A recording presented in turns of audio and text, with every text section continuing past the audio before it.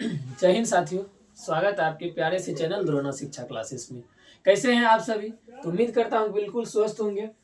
तो चलिए आज की इस वीडियो में पढ़ने वाले हैं बिहार बोर्ड मैट्रिक परीक्षा 2026 और आपका सब्जेक्ट होगा पॉलिटिकल साइंस। और इस पॉलिटिकल साइंस का जो है चैप्टर 2 होगा। चैप्टर का नाम है सत्ता में साझेदारी की कार्य प्रणाली। सत्ता में साझेदारी की कार्य प्रणाली के बारे में आज पढ़ने वाले हैं। तो और इस वीडियो को जो है ना, ये चैप्टर को पूरे वन शॉट में पढ़ने वाले हैं। चलिए शुरुआत करते हैं। एक आपका प्यारा सा मोटिवेशन है। देखिए क्या कहता है, हमेशा याद रखना बेहतरीन दिनों के लिए बुरे दिनों से लड़ना पड़ता है। अगर आपको बेहतरीन दिन चाहिए तो आपको बुरे दिनों से लड़ना पड़ेगा। तो मेरा कहने का मतलब है कि अभी आपको अगर अच्छा परिणाम चाहिए तो आपको अभी मेहनत करनी पड़ेगी। तो इसलिए आप लोग मेहनत करते रहिए। चलिए चैप्टर 2 है और चैप्टर का नाम है सत्ता में साझेदारी की कार्य प्रणाली। चलिए शुरुआत करते हैं। इसमें आपका पहला क्वेश्चन आता है और ये जो है मोस्ट इंपोर्टेंट क्वेश्चन है। क्वेश्चन क्या है आपका, सत्ता की साझेदारी से आप क्या समझते हैं? सत्ता की साझेदारी से आप क्या समझते हैं? देखिए आंसर क्या है, समाज के सभी वर्ग के लोगों को सरकार में हिस्सेदारी देना सत्ता की साझेदारी कहलाता है। मतलब समाज के जितने भी और जिस भी वर्ग के लोग हैं उसको जो है सरकार में हिस्सेदारी देना ही हमारा क्या कहलाता है, सत्ता की साझेदारी कहलाता है। इस प्रकार के क्वेश्चन अगर बिहार बोर्ड में आए तो इसका जो है ना आंसर आप लोग बिल्कुल आसानी से शॉर्ट में लिख सकते हैं। अगर इसका स्क्रीनशॉट लेना चाहते हैं तो आप ले लीजिए। चलिए ले लिए होंगे, आगे बढ़ते हैं। अगला क्वेश्चन आता है, गठबंधन की सरकारों में साझेदारी कौन कौन होते हैं? गठबंधन की सरकार जो होता है उसमें साझेदारी कौन कौन होते हैं? इसका आंसर देखिए क्या है, जब दो या दो से अधिक दलों में मिलकर सरकार का गठन करती है। जब दो से अधिक दल जो है मिलकर सरकार का गठन करती है तो उसे गठबंधन की सरकार कहते हैं। उसे क्या कहते हैं? गठबंधन की सरकार कहते हैं। गठबंधन सरकार में कई राजनीतिक दल सत्ता में साझेदार होते हैं। गठबंधन में जो है कई राजनीतिक दल क्या होते हैं, सत्ता में साझेदार होते हैं। निर्दलीय उम्मीदवार भी महागठबंधन के सरकार में साझेदार होते हैं। उसके बाद 1990 के बाद गठबंधन की राजनीति का दौर शुरू हुआ। ऐसा कब हुआ? 1990 के दशक के बाद जो है ना ये महागठबंधन राजनीति का जो है दौर शुरू हुआ। तो इस प्रकार का क्वेश्चन आप बिल्कुल आसानी से लिख सकते हैं। तो चलिए इसका स्क्रीनशॉट ले लीजिए। ले लिए? चलिए आगे बढ़ते हैं। अगला क्वेश्चन आपका आता है, कहता है दोहरी शासन व्यवस्था से आप क्या समझते हैं? दोहरी शासन व्यवस्था से आप क्या समझते हैं? तो इसका आंसर देखिए क्या है, वैसा शासन व्यवस्था जिसमें केंद्र और राज्य दोनों स्तर पर सरकार गठन किया जाता है उसे जो है दोहरी शासन व्यवस्था कहते हैं। वैसा शासन जिसमें जो है व्यवस्था जिसमें केंद्र के और राज्य दोनों स्तर पर सरकार का गठन किया जाता है उसे हम क्या कहते हैं? दोहरी शासन व्यवस्था कहते हैं। चलिए इसका आप स्क्रीनशॉट ले लीजिए। चलिए आगे बढ़ते हैं।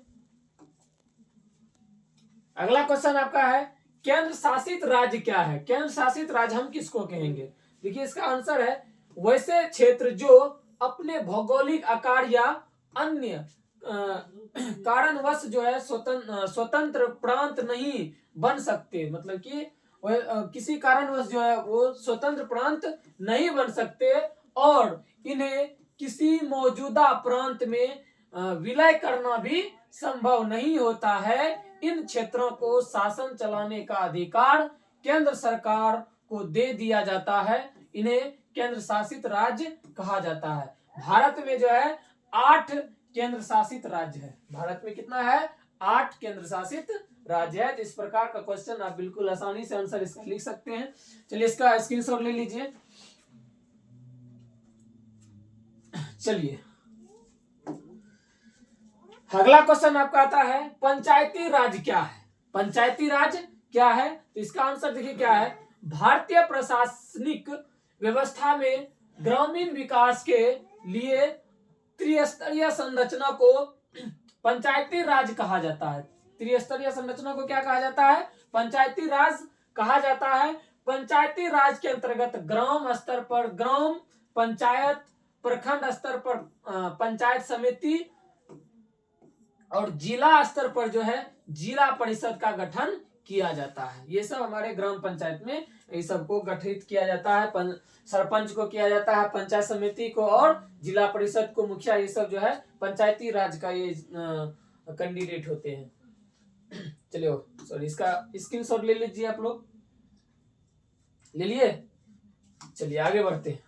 अगला क्वेश्चन आपका आता है, भारत को गणतंत्र क्यों कहा जाता है? भारत को जो है गणतंत्र क्यों कहा जाता है? इसका देखिए आंसर क्या है।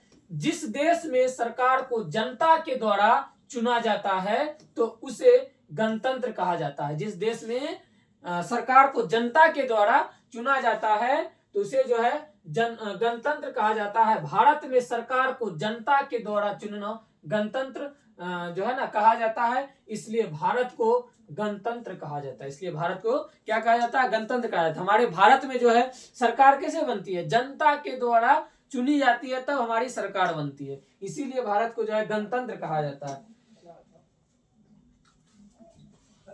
चलिए सब्जेक्टिव क्वेश्चन खत्म हो गया, अब ऑब्जेक्टिव है तो देखते हैं ऑब्जेक्टिव क्वेश्चन जो है इसका बहुत ही महत्वपूर्ण लेके आए हैं। चलिए ऑब्जेक्टिव का शुरुआत करते हैं। पहला क्वेश्चन है आपका, वेस्ट इंडिया में संघ की स्थापना कब की गई? वेस्ट इंडिया में जो है संघ की स्थापना कब की गई? ऑप्शन में आपका है 1958, 1962, 1973, 1975। तो इसका जो सही ऑप्शन होगा वो आपका 1958 हो जाएगा, याद रखिएगा। वेस्ट इंडीज में संघ की स्थापना कब की गई? तो याद रखिएगा 1958 ईस्वी में। ऑप्शन नंबर ए इसका बिल्कुल राइट हो जाएगा। अगला क्वेश्चन आपका आता है, स्थानीय स्वशासन को संविधान के किस अनुच्छेद स्थान दिया गया है? क्या क्वेश्चन? स्थानीय स्वशासन को संविधान के किस अनुच्छेद में स्थान दिया गया है? ऑप्शन में है अनुच्छेद 31, अनुच्छेद 35, अनुच्छेद 40 और अनुच्छेद 42। तो इसका ऑप्शन आप लोग याद रखिएगा, अनुच्छेद 40 में जो है इसका स्थान दिया गया है। ऑप्शन नंबर सी इसका सही हो जाएगा। नेक्स्ट क्वेश्चन में चलते हैं। कहता निम्न में से किसकी नियुक्ति राज्य सरकार करती है? निम्न में से किसकी नियुक्ति जो है राज्य सरकार करती है? तो याद रखिएगा इसका ऑप्शन है महापौर और मुखिया और नगर आयुक्त। तो क्या क्वेश्चन पूछा गया है, निम्न में से किसकी नियुक्ति राज्य सरकार करती है? तो नगर आयुक्त को, किसको? नगर आयुक्त को जो है राज्य सरकार नियुक्त करती है। चलिए अगले क्वेश्चन पे चलते हैं। अगला क्वेश्चन है, कार्यपालक पदाधिकारी की नियुक्ति कहाँ की जाती है? कार्यपालक पदाधिकारी की नियुक्ति जो है कहाँ की जाती है? तो याद रखिएगा इसका नगर परिषद में। कहाँ पे? नगर परिषद में की जाती है। ऑप्शन नंबर डी सही हो जाएगा। अगले क्वेश्चन पे चलते हैं। अगला क्वेश्चन है, समवर्ती सूची के विषयों पर कानून बनाने का अधिकार किसे प्राप्त है? यहाँ देखिए यहाँ गलत हो गया है तो यहाँ थोड़ा सा लगा देते हैं, किसे प्राप्त है? तो इसका ऑप्शन है राज्य को, संघ को और ये भी दोनों है। तो ये जो है इनमें से कोई नहीं, तो ये जो है राज्य को और संघ को, दोनों को है। तो ऑप्शन नंबर सी इसका सही हो जाएगा। चलिए अगले क्वेश्चन पे चलते हैं। अगला क्वेश्चन आपका आता है, ग्राम कचहरी का प्रधान कौन होता है? ग्राम कचहरी का जो प्रधान होता है वो कौन होता है? तो याद रखिएगा ग्राम कचहरी का प्रधान सरपंच होता है। कौन होता है? सरपंच होता है। अगले क्वेश्चन पे चलते हैं। कहता सरपंच का निर्वाचन कौन करता है? सरपंच का निर्वाचन जो है कौन करता है? तो याद रखिएगा ग्राम सभा के सदस्य। ग्राम सभा के सदस्य जो है ये सरपंच का निर्वाचन करता है। ऑप्शन नंबर ए सही हो जाएगा इसका। चलिए अगले क्वेश्चन पे चलते हैं। अगला क्वेश्चन आपका आता है, कौन सा संवैधानिक संशोधन नगरीय स्थानीय स्वशासन से संबंधित है? कौन सा है? तो याद रखिएगा 74वां। कौन सा? 74वां। ऑप्शन नंबर बी इसका सही हो जाएगा। अगले क्वेश्चन पे चलते हैं। कहता है जिला परिषद का कार्यकाल कितने वर्ष का होता है? जिला परिषद का जो कार्यकाल होता है वो 5 वर्ष का होता है। कितने वर्ष का होता है? 5 वर्ष का होता है। अगले क्वेश्चन पे चलते हैं।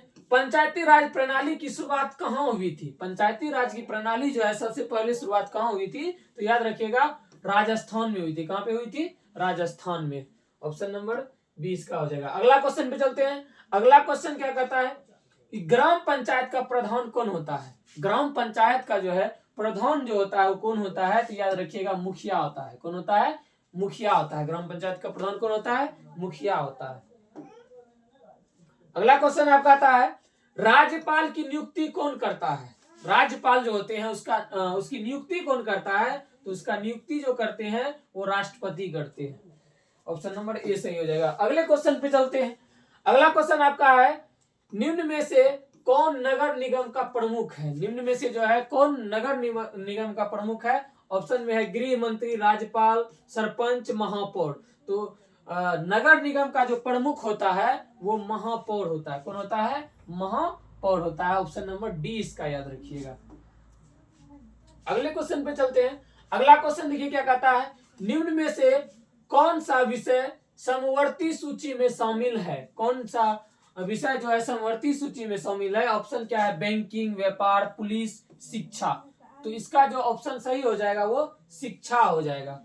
ठीक है, इसका ऑप्शन नंबर डी याद रखिएगा। चलिए आगे बढ़ते हैं।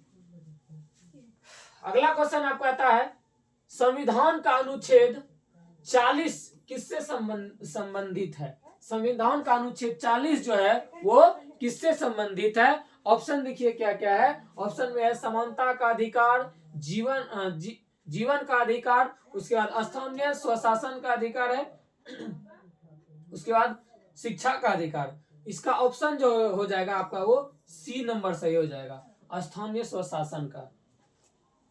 चलिए अगला क्वेश्चन पे चलते हैं। अगला क्वेश्चन आपका आता है निम्नलिखित में से कौन संघों के एक साथ आने का उदाहरण नहीं है? इनमें से जो है कौन संघों के एक साथ आने का उदाहरण नहीं है? तो याद रखिएगा वो हमारा भारत है। भारत जो है संघों के एक साथ आने का उदाहरण जो है ये नहीं है। ऑप्शन नंबर इसका क्या हो जाएगा? ए हो जाएगा। नेक्स्ट क्वेश्चन पे चलते हैं। देखिए नेक्स्ट क्वेश्चन क्या कहता है लोकतंत्र जनता का और जनता द्वारा तथा जनता के शासन व्यवस्था है, यह किसने कहा? ये बात जो है किसने कहा था? तो याद रखिएगा वो अब्राहम लिंकन ने कहा था। किसने कहा था? अब्राहम लिंकन ने कहा था। देखिए अगला क्वेश्चन आपका आता है ग्राम कचहरी में मुकदमे सुलझाए जाते हैं। ग्राम कचहरी में जो है मुकदमे कहाँ सुलझाए जाते हैं? ऑप्शन में है दीवानी मामले और फौजीदारी मामले। तो इसका जो है ये दोनों हो जाएगा, यानी कि ए और बी ये दोनों ऑप्शन इसका सही हो जाएगा। अगले क्वेश्चन पे चलते हैं। अगला क्वेश्चन देखिए क्या कहता है भारत में पहला नगर निगम कहाँ बना? भारत में जो है पहला नगर निगम कहाँ बना है? तो ऑप्शन में है पटना में, मद्रास, चेन्नई में, नागपुर में और मुंबई में। तो याद रखिएगा पहला जो नगर निगम बना था वो बना था मद्रास चेन्नई में। कहाँ पे? मद्रास चेन्नई में। इसका ऑप्शन जो है आपका बी नंबर सही हो जाएगा। अगले क्वेश्चन पे चलते हैं। कहता झारखंड राज्य का गठन कब हुआ था?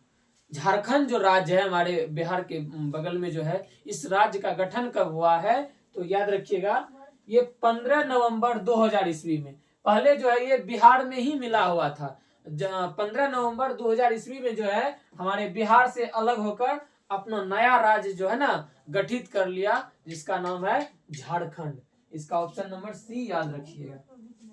अगला क्वेश्चन आपका आता है ग्राम पंचायत का कार्यकाल कितने वर्ष का होता है? ग्राम पंचायत का जो कार्यकाल होता है वो 5 वर्ष का होता है। कितने वर्ष का होता है? 5 वर्ष का। आप लोग अगर गांव से होंगे तो पता होगा कि हमारे पंचायत में मुखिया, सरपंच, वार्ड सदस्य जो होता है इस सब का चुनाव 5 वर्ष में होता है। तो वही क्वेश्चन कह रहा है ग्राम पंचायत का कार्यकाल कितने वर्ष का होता है?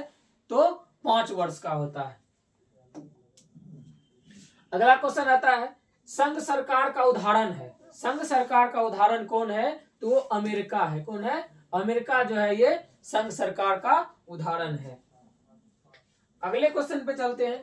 अगला क्वेश्चन देखिए क्या कहता है, पंचायती राज के त्रिस्तरीय स्वरूप में इनमें से कौन नहीं है? पंचायती राज के त्रिस्तरीय स्वरूप में इनमें से कौन नहीं है? तो ऑप्शन में देखिए क्या है, ग्राम पंचायत, पंचायत समिति, जिला परिषद, नगर परिषद। तो यहाँ देखिए पंचायती राज का बात हो रहा है, ये ग्राम पंचायत है और पंचायत समिति भी है और जिला परिषद भी है, लेकिन ये नगर निगम जो है ये नहीं है। ऑप्शन नंबर डी इसका याद रखिएगा। नेक्स्ट क्वेश्चन देखिए क्या है, बिहार में पंचायती राज व्यवस्था का कार्यकाल है। अभी इससे पहले भी एक यही क्वेश्चन आया था, तो कितना हो जाएगा इसका? 5 वर्ष हो जाएगा। ऑप्शन नंबर बी सही हो जाएगा इसका। अगला देखिए क्या है, संघ राज की विशेषता नहीं है। संघ राज की कौन सी विशेषता नहीं है? ऑप्शन में है लिखित संविधान, शक्तियों का विभाजन, उसके बाद एकहरी शासन व्यवस्था और सर्वोच्च न्यायालय। तो इसका ऑप्शन जो है संघ राज की विशेषता नहीं है, तो इसका जो ऑप्शन नंबर सी आपका हो जाएगा, एकहरी शासन व्यवस्था। चलिए तो ये हो गया द एंड। और आप लोगों को ये वीडियो कैसा लगा कमेंट सेक्शन में जरूर बताइएगा, और हमारे वीडियो को एक लाइक जरूर कर दीजिएगा। अगर हमारे चैनल को सब्सक्राइब नहीं किए हैं तो सब्सक्राइब भी कर लीजिए, ताकि आप लोगों को इस प्रकार का वीडियो मिलता रहेगा। अगर आपके दोस्त आपके साथ पढ़ाई कर रहे हैं तो उसके पास भी एक शेयर कर दीजिए, ताकि उनको भी इस वीडियो के माध्यम से लाभ मिलेगा। तो इस प्रकार की वीडियो हम लोग लाते रहेंगे। आप लोग अच्छे से तैयारी करते रहिए, हमसे जुड़िए। और चलिए, बहुत बहुत धन्यवाद पूरी वीडियो को देखने के लिए। मिलते हैं अगले वीडियो में। जय हिंद।